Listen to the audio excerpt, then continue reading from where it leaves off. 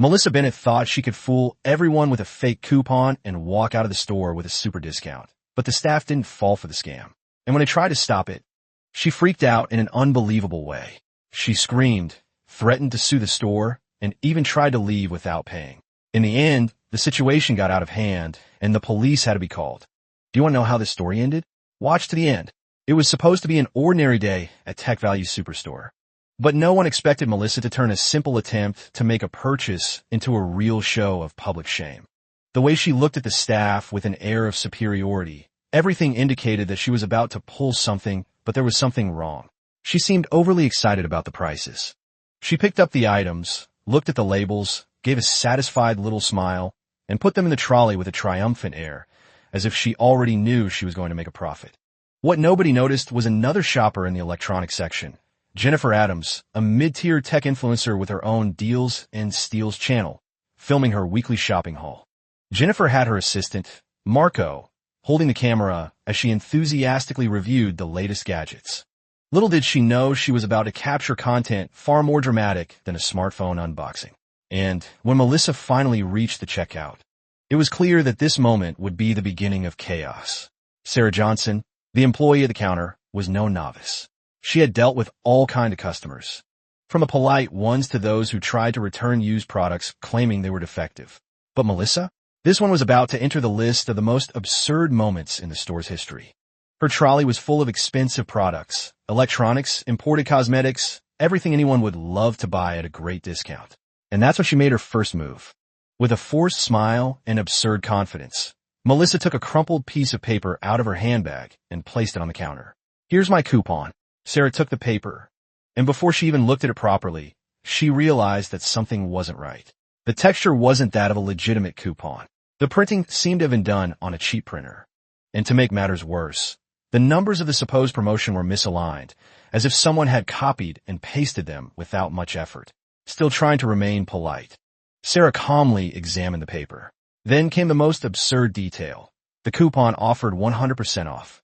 Yes, Melissa was basically trying to leave the store without paying anything, and still thought she had an official document to prove she was right. Sarah took a deep breath because she already knew this was going to be a problem. Ma'am, this coupon is not valid. The sentence was said in a professional, neutral tone, without giving room for discussion. But of course, Melissa didn't accept that so easily. What do you mean it's not valid? I got it from the store's official website. Sarah let out a sigh. I've heard this kind of excuse before, ma'am. Our store doesn't offer 100% discount coupons. There's no such thing. Jennifer, who had been filming nearby, noticed the commotion and subtly directed Marco to turn the camera toward the checkout line. This looks interesting, she whispered. Keep rolling, but be discreet. It was at this point that the first sign of an outbreak began to appear. Melissa's eyes widened as if she were being accused of a horrible crime. Her chest inflated, and in the blink of an eye, her expression went from surprise to pure indignation. Are you calling me a liar? Her tone rose a little, which made some customers in the queue start to pay attention to the scene. Sarah remained calm. I'm not saying that. I'm just saying that this coupon isn't real. But for Melissa, that was like calling her a criminal. This is absurd. I saw this promotion on the website. This is fraud. I have rights. And that's how the chaos began. The customers in the queue were already fully aware of the confusion. Some pretended to fiddle with their cell phones, but were clearly recording the scene. Others simply turned to watch because anything was more interesting than waiting in line. Jennifer, sensing viral content in the making, moved closer, her expression a mix of professional interest and genuine concern. Excuse me, she interjected, approaching the counter. I couldn't help but overhear. I'm Jennifer Adams from Deals and Steals. Perhaps I can help clear this up? I cover store promotions professionally, and I've never seen a 100% off coupon from any legitimate retailer. Melissa's eyes lit up with recognition. Jennifer Adams? I follow you. You're always finding the best deals. You know stores try to cheat customers all the time. Tell them they have to honor their promotions. Jennifer looked uncomfortable, caught between her public persona as a consumer advocate and the obvious scam unfolding before her. Well, actually, Sarah tried to remain patient, but she already knew where this was going. Melissa began to gesticulate in an exaggerated manner, throwing her hands up, pointing to the products in the trolley as if they were proof of her innocence.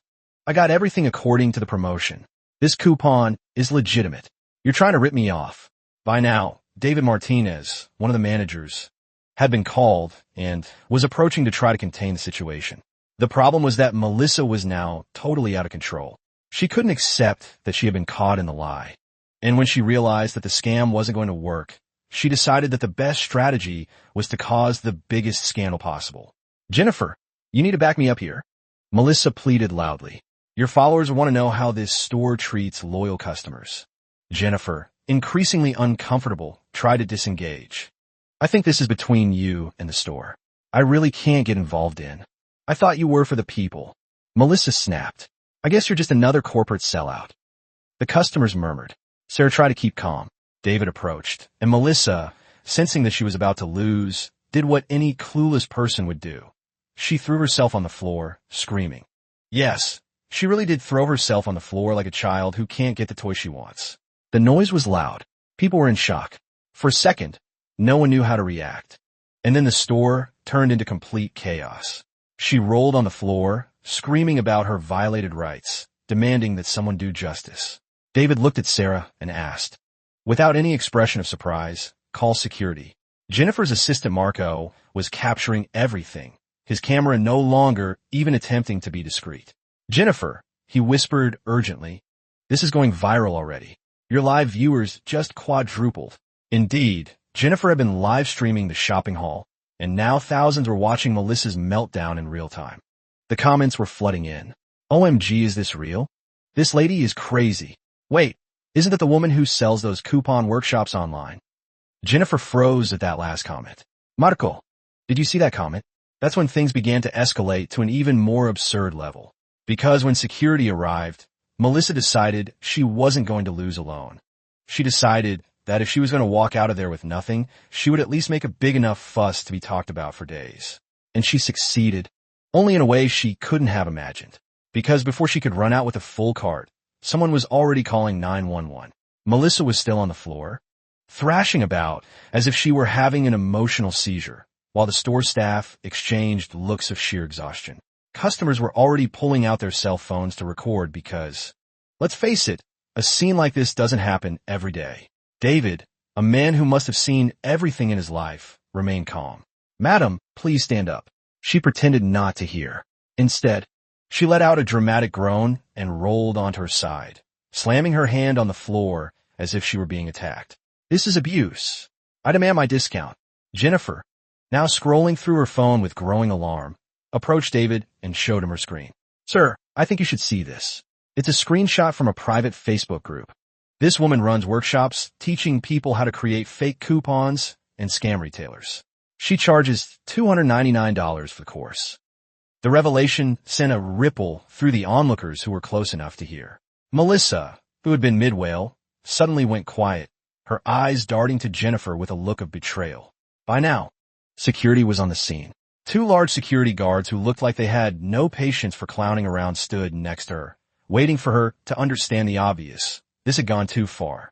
But Melissa wasn't the type to know when to stop. She suddenly opened her eyes as if she just had a brilliant idea and pointed at Sarah. It was her. That woman is assaulting me. The whole store fell silent for a second. Sarah, who until then had been maintaining a professional attitude, couldn't help but let out a deep sigh. She looked at David, then at the security guards, and then turned her attention to Melissa on the floor. I'm 3 meters away from the lady. It was true. She hadn't even left the till. But Melissa didn't give up.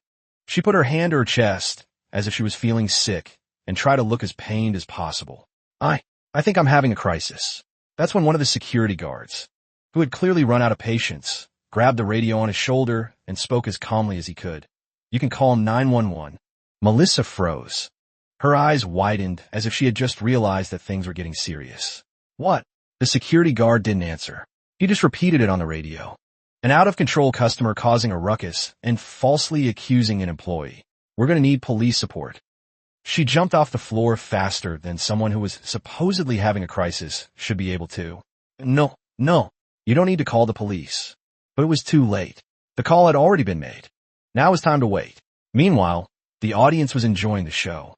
Customers laughed quietly. Others made comments to each other. A group of teenagers at the back of the store were already watching the live broadcast that one of them had started on TikTok. Jennifer, Marco hissed, pointing at his tablet. Your live stream just hit 50,000 concurrent viewers. People are asking if you're going to interview her. Jennifer looked torn. Her brand was built on consumer advocacy and finding legitimate deals. But this situation was spiraling into something else entirely. This is crossing a line, she murmured. This isn't entertainment. It's a crime in progress. But your viewers, Marco started. My viewers deserve honesty. Jennifer cut him off, then stepped forward to address the room. For those watching my stream, what we're witnessing is not consumer advocacy. It's attempted fraud. As someone who works hard to find legitimate deals, I can't stand by while someone tries to scam hardworking retailers. This hurts all consumers by driving up prices. Melissa looked around and realized that she had lost control of the situation. Then she went into the if I'm going to lose, at least I'm going to cause some trouble phase. She turned to the security guards and, without any logic or coherence, let loose. You are violating my rights. The tallest security guard just raised an eyebrow. Your rights to what? She opened her mouth, but realized she didn't know exactly how to answer. My rights as a customer. David had enough. Madam, customers who try to commit fraud have no rights here. That hit the nail on the head. Her expression twitched. Her mouth opened and closed a few times. It was obvious that she wanted to retort, but she had no argument. And then came the last card. The final desperation. She grabbed her shopping cart. Yes, the one full of products she thought she was getting for free, and started pushing it towards the exit, as if she was just going to walk out of there, as if nothing had happened. But there was one small detail. The security guards were blocking the way. She tried to dodge, but they didn't move. She tried to force her way through, but one of them held the trolley with one hand and wouldn't let her leave. Ma'am, that's attempted theft. She pushed the trolley harder. That's mine. No, it's not. From the crowd, a voice suddenly called out. Leave her alone. You're all ganging up on her. All heads turned to see an older woman with a "Can I speak to your manager?" haircut pushing her way forward. I saw what happened, the woman continued. This is bullying. So what if her coupon doesn't work? Just tell her nicely and let her go. David started to respond, but Jennifer stepped in. Ma'am, with all due respect, this isn't about a coupon not working. This woman is running a scam business, teaching others how to defraud stores like this one. It costs all of us in higher prices. That's her business, the older woman retorted. These big corporations make billions in profits. What's a few items to them? The crowd started to divide, some murmuring in agreement with the older woman, others shaking their heads in disagreement. It was at that moment that the police car arrived. The sirens were like an announcement that the show was over. The customers watching held back their laughter. TikTok was already on fire with the live broadcast, and Melissa realized she had lost. But of course, instead of accepting her fate, she decided she would try one last move. As soon as she saw the police officer coming in, she let go of the trolley, pointed at the staff, and shouted, I've been assaulted here. The policeman looked at her, then at the security guards, then at David, then to the customers holding back their laughter, and finally to the store's security cameras, which were clearly visible on the ceiling. One of the policemen sighed deeply, took out a notepad, and said without patience, Let's see the images before we do anything. Melissa froze, because, of course, if there was one thing she didn't want anyone to see, it was the images. The moment the policeman mentioned the security cameras was the exact moment when Melissa's posture changed. Until then, she had been shouting, pointing fingers, playing the victim. But when she heard that they were going to check the images, her face paled. It was obvious that she knew she was in trouble. For a brief second, she was silent, probably trying to calculate what to do next. The customers in the queue, who were already enjoying the confusion, became even more attentive. Some were holding their breath, waiting to see how she would react. Jennifer's live stream chat was exploding with viewers taking sides. She deserves jail time. Scammers are the worst. This is excessive for Coupon. The cops are overreacting. I feel bad for her. Maybe she's desperate. No sympathy from me. She teaches others to do this. And then came Alyssa's final trick. The last trick of a person who knows there's no way out. She forced a smile, one of those nervous smiles that are clearly fake, and took a step back. Look, I think we've had a big misunderstanding here. The policeman, who was already writing everything down on his notepad, looked up. Misunderstanding. She waved her hands in the air, trying to look calm. Yes. I think maybe I took the wrong coupon. It was an honest mistake. David crossed his arms. The lady threw herself on the floor and accused my employee of assault. She blinked rapidly a few times. Well, yes, but I was under stress. The security guard holding the trolley snorted and tried to leave without paying. Melissa swallowed. Sweat began to form on her forehead. The policeman looked at David. Can we have a look at the cameras, just to confirm the sequence of events? The answer was immediate. Of course. The security room is this way. Melissa's eyes widened. But is that really necessary? The policeman didn't bother to answer. He just gestured for her to follow him. And then came the most pathetic move of the night. She pretended to receive a phone call. Yes. She reached in her handbag, took out her cell phone, and held it to her ear, saying aloud, "Hello?" No one believed her. The policeman just waited. Well, since everything's settled, I think I'll be going. She turned on her heels and started walking quickly towards the exit, as if she was just going to disappear and pretend nothing had happened. The policeman took 2 steps behind her. Ma'am, stop where you are. She froze. I'm just going home. You're being charged with fraud and attempted theft. If you leave now, you'll be obstructing the investigation. She turned slowly, trying to keep her composure, but her face was completely red. Obstructing? I'm a good citizen. The policeman didn't answer. He just pointed to the security room. Let's see the images. There was no way out. She knew that. As they headed toward the security room, Jennifer's live stream followed at a respectful distance. Her expression had changed from shock to something more contemplative. This isn't just entertainment, folks, she said to her camera. This is actually a really complex situation. While what this woman did was clearly wrong, I can't help but wonder what drives someone to this point. Is it greed? Is it desperation? Is it the thrill? In the security room, the truth was laid bare. David led the team to the room where the monitors were. One of the security staff had already pulled up the images on the computer, and it only took a few seconds of viewing to put an end to any excuses Melissa could come up with. The recording showed everything. Her confidently arriving at the checkout, her handing over the fake coupon, her throwing herself on the floor, pretending to be assaulted, her trying to push the trolley out without paying. And then the icing on the cake. A perfect close-up of the coupon, clearly showing that the printing source was amateurish and that the barcode was just a string of random numbers. The policeman looked at her. She avoided his gaze. Madam, do you have anything to say about this? She opened her mouth and closed it. There was nothing to say. Just when it seemed the case was clear-cut, Jennifer, who had been allowed into the security room due to her media status, spoke up. Officer, I have something to add. She pulled out her phone. My team did some quick research on Melissa Bennett. She runs a fraudulent coupon workshop online, charging hundreds of dollars to teach others how to create fake coupons. The policeman's eyebrows shot up. Is that so? Yes, but... Jennifer hesitated. We also found a GoFundMe page in her name. She's raising money for cancer treatments for her son. The page has only raised $700 of the $50,000 goal. The room went silent. All eyes turned to Melissa, whose face crumpled. For the first time, her emotions seemed genuine. He's 7, she whispered. Insurance denied our claim. I got desperate. The atmosphere in the room shifted palpably. The security guard who had been holding her cart looked down uncomfortably. Even David's stern expression softened slightly. Mom. The policeman said, his tone still professional but less harsh. That doesn't make fraud legal, but it's something the DA might take into consideration. The customers who were watching everything through the glass of the security room began to murmur amongst themselves. The rumor had already spread. The woman with the fake coupon had been unmasked. But there might be more to the story. She tried one last effort. I think I've been tricked.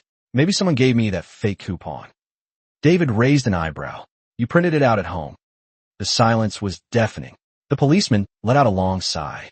Ma'am, turn around. That's when she realized she was going to be arrested. Her eyes widened. Her lips trembled. What? You're being arrested for fraud and attempted theft. You have the right to remain silent. The customers outside began to record. She looked around as if expecting someone to intervene, but there was no one there to save her. The security guard took the trolley and started returning the items to the aisles. Sarah went back to her work, and Melissa, now handcuffed, could only mutter protests as she was escorted out of the store. Jennifer, still live streaming, looked torn. I don't condone what she did, she told her audience, but I can't celebrate this either. There are no winners here today. Her comments section exploded with debate. She's still a criminal. Her poor son. This system is broken. Two wrongs don't make a right. She's scamming people to pay for treatments? That's still wrong. In the end, everyone won, except for Melissa. She still tried to break free, but the police held her fast, not with violence, of course, but with the experience of those who have dealt with people like this before. People who, when they realize they've lost, try to turn their own guilt into a big show. I'm a victim, she shouted, trying to struggle away. The shoppers watched the scene with a mixture of shock and amusement. Many already had their cell phones out, filming every second of the fall of the woman who minutes before thought she was going to get out of there without paying a cent. The policeman ignored the protests and continued with standard procedure. Meanwhile, the employees went back to business as usual.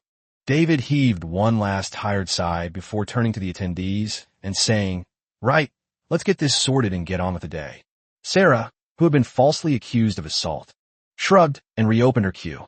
The customers went back to picking up their goods, and the store continued to operate, even though Melissa was screaming as if she were being led to the gallows. She looked around for some charitable soul to intercede for her. "Is anyone going to let this happen?" she shouted. The silence was deafening. If there was anyone there who sympathized with her, they didn't have the courage to open their mouths. The security guard held the door open while the policeman led her out, and that's when she realized something worse than her own arrest. Outside, some people passing by on the street also started filming. And when she saw that the commotion was already attracting attention from outside the store, she went into the aisle to try to turn the table's face. She started crying, fake tears, forced sobs, trying to play the victim of a cruel system. "I just wanted my discount. This is an abuse of power." The policeman, who had clearly seen this theater before, remained calm and replied without any emotion.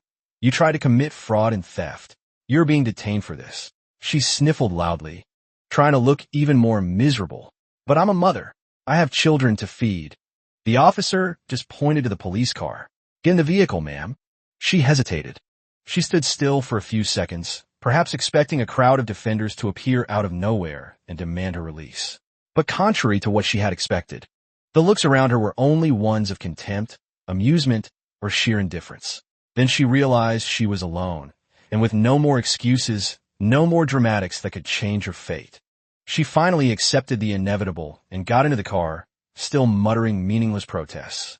The drive to the police station was short, but for her, it must have seemed like an eternity. She was no longer shouting now. She was silent, probably trying to understand how she got there. She went from VIP customer demanding rights to a detainee being booked for attempted fraud in a matter of minutes. When she arrived, the officer took her straight to the screening area, where they began to ask her the usual questions: name, address, date of birth. The clerk at the counter typed everything into the system with a bored look on her face, giving no sign of sympathy.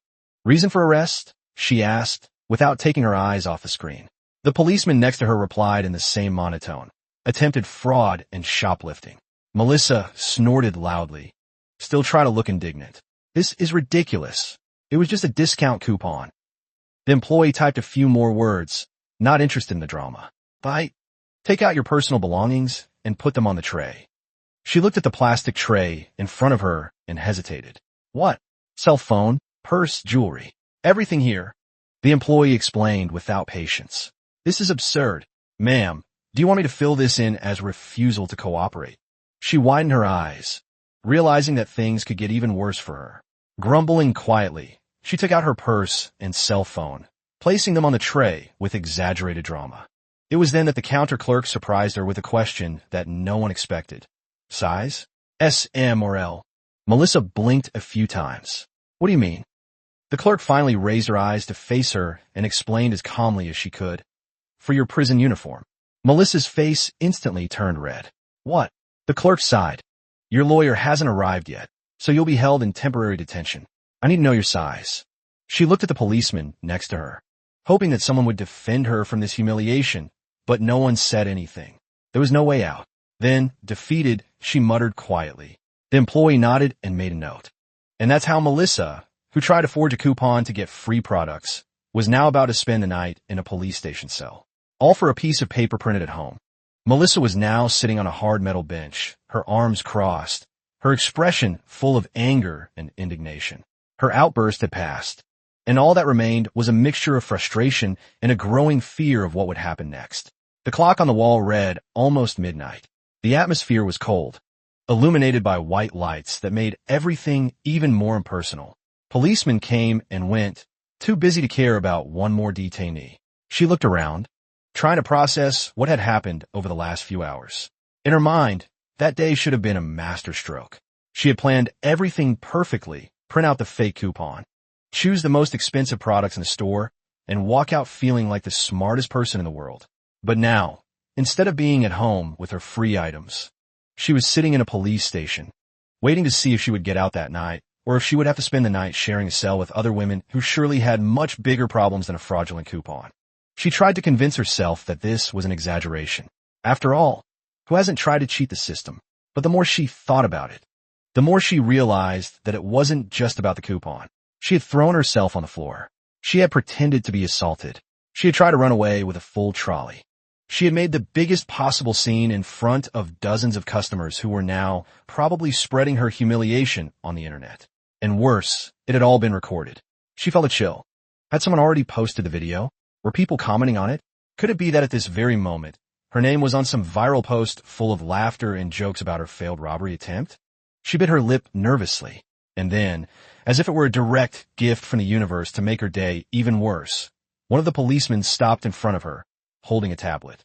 "Ma'am, we have some questions." She raised her eyes, trying to look calm, but the tension on her face was evident. The officer turned the tablet screen towards her, and there it was, the video. The same video that one of the clients had recorded, already with over 500,000 views on TikTok. The title: Woman tries to counterfeit coupon and throws herself on the floor like a fish out of water. She felt her stomach turn. The images showed everything. Her confident arrival at the checkout, trying to push the coupon like it was a golden ticket.